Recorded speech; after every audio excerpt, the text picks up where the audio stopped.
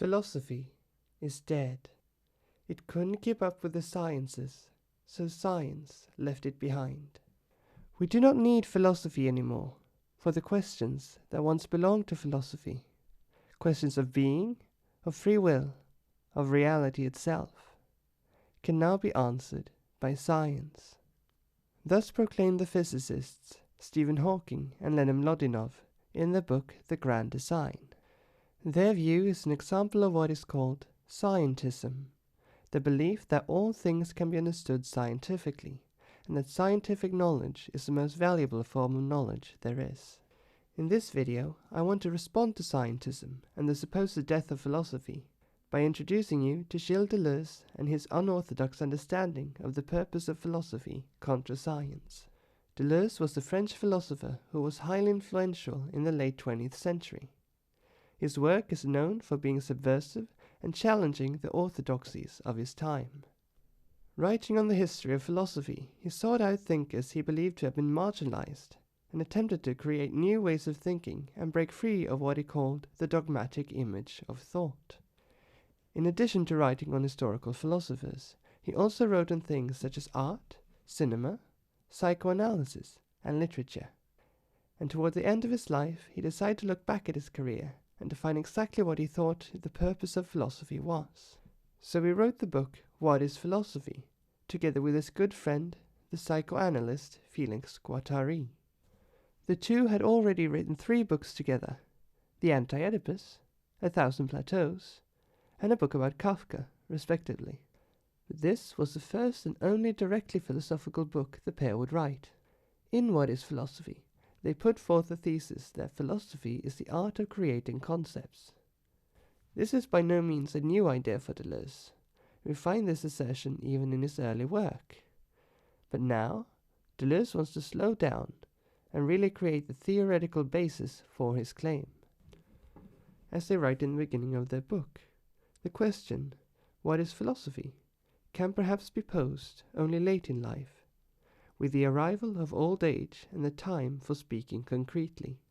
It was asked before, it was always being asked, but always too indirectly or obliquely.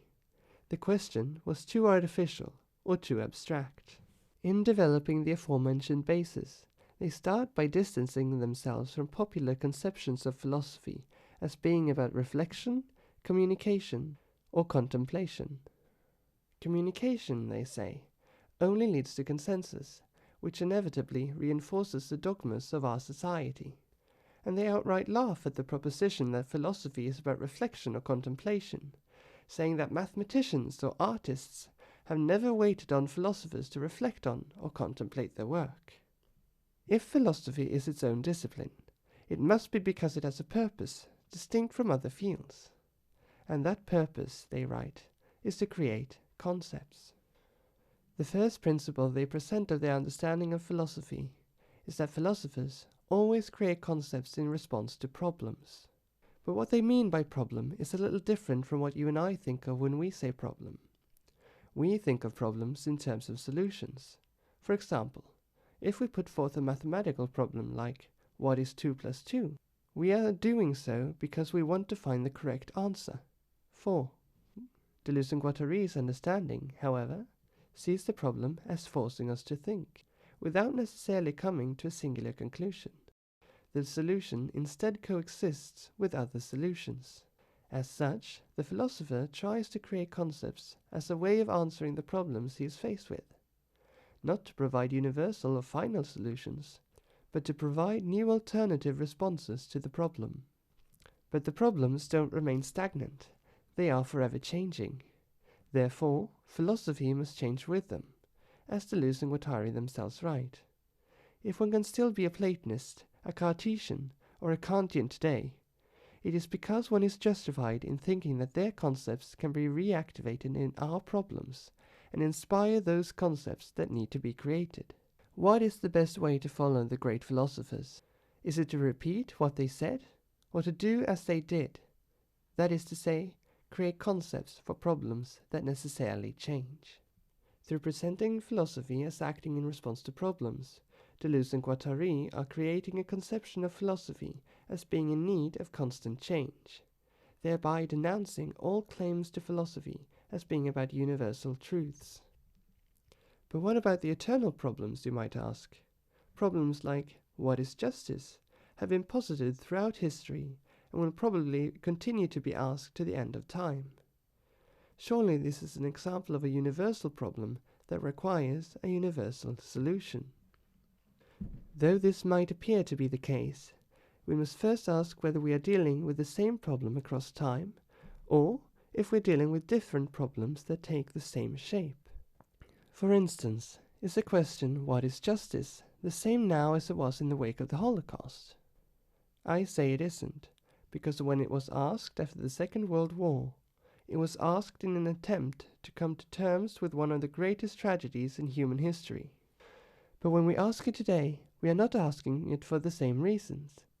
We are asking it out of intellectual curiosity, or perhaps we are thinking about a specific kind of justice, for example, social justice, or racial justice, or any number of other motivations. So although the question, what is justice, remains the same, it is at once a different question. And thus, we need to create different concepts in response to those different questions.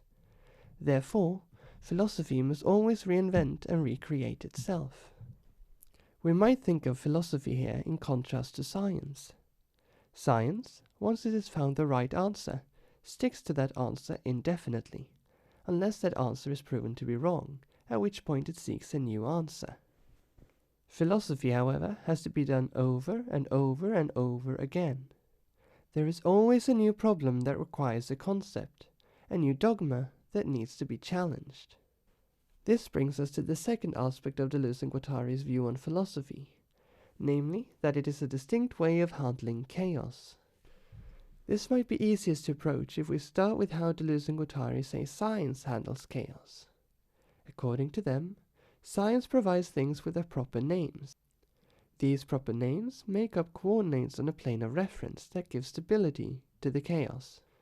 This somewhat obscure phrasing might be understood as being about objective knowledge, that science provides us with empirical, dispassionate knowledge about the world, and gives stability to the chaos of living, like how a dam gives stability to a river.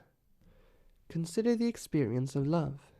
It can be an intense, fever-like experience, and may cause us to act in ways we would never expect, completely irrationally at times.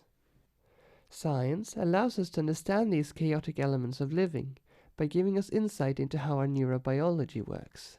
When we are in love, certain chemicals are released into our brains. Chemicals, which according to a Big Think interview with Helen Fisher, create a similar reaction in the brain as being high on cocaine, thereby accounting for our irrational behavior.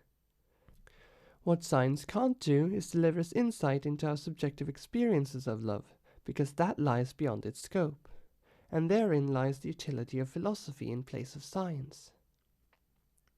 We look to the ancient Greek philosophers who were the forefathers of Western philosophy, because they had three different conceptions of love: eros, agape, and philia. Eros is associated with a kind of sexual desire, a passionate, spirited kind of love. Agape often means a religious love. It is our love of God, His love of us, and our love of each other through God. Philia represents a kind of brotherly love between friends, or a familial love between family members. These different conceptions of love help us grasp our different experiences of love for different people. This way, philosophy helps us deal with the chaos of living in a different way from science. In Deleuze and Guattari's words, through the creation of concepts, philosophy gives consistency to chaos while preserving its intensity. Just like we compared science to a dam stabilizing and controlling the water, we might compare philosophy to a sailboat channeling the winds of chaos without being at their mercy. Philosophy, then, seems to gain a certain sociological aspect, as giving consistency to chaos is of little use if only a handful of academics have access to it. As such, this perspective seems to demand that philosophy take on an active role in social discourse. Here, however, we encounter a bit of a problem. See, if there's one thing Deleuze is best known for, it is being difficult to read. His work is often complicated and filled with technical terminology that is near incomprehensible to anyone who hasn't devoted several years to studying philosophy. Even then, you're not guaranteed comprehension. A Deleuze scholar called Daniel Smith once commented that even he sometimes struggles to understand what Deleuze and Guattari mean, even after years of studying them.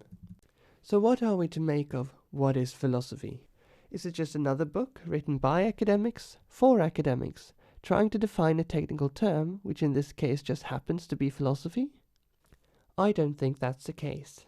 After all, something Deleuze has consistently emphasized, particularly in his cooperation with Guattari, is the value of the creative act. Therefore, I believe what Deleuze and Guattari are really doing is establishing a theoretical basis for philosophical experimentation. After all, that is certainly something Deleuze himself can be said to practice. His work on the history of philosophy has at times been called creative misreadings, because he seems disinterested in the intentions of whatever philosopher he is writing about. Instead, he focuses on the potential he sees in said philosopher and the possibilities for newness he finds in their texts.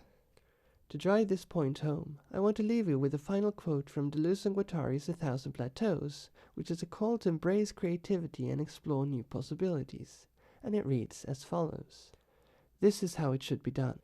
Lodge yourself on a stratum. Experiment with the possibilities it offers.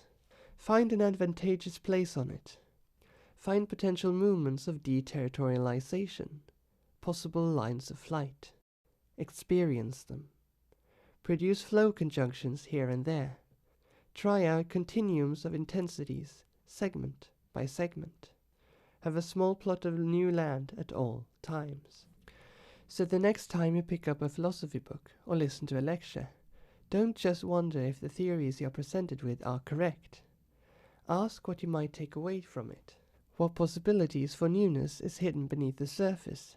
How the ideas presented there can be applied in new and creative ways. That is exactly what making this video has been an attempt at doing. By taking the context of a very complex book and placing it against the backdrop of scientism, I have attempted to explore Deleuze's ideas in a new way, hoping that it might reveal new possibilities for approaching his thought. Whether I've been successful, I will leave up to you to decide. If you want to learn more about Deleuze, I can recommend introductory videos by both Jonas Shaker as well as Then and Now. If you want to go more in depth, you can check out the podcast Philosophize This, which has 5 episodes on Deleuze. Or you can check out my personal favorite, the Plastic Pills podcast. We'll find both episodes where they talk about Deleuze and interviews of Deleuze scholars like Daniel Smith. If you prefer books, then I recommend Todd May's Gilles Deleuze, An Introduction, or The Cambridge Companion to Deleuze by Henry Sommers Hall and Daniel Smith. But on my part, that's all I've got for you today. I hope you enjoyed the video, and I'll see you soon. Take care. Bye.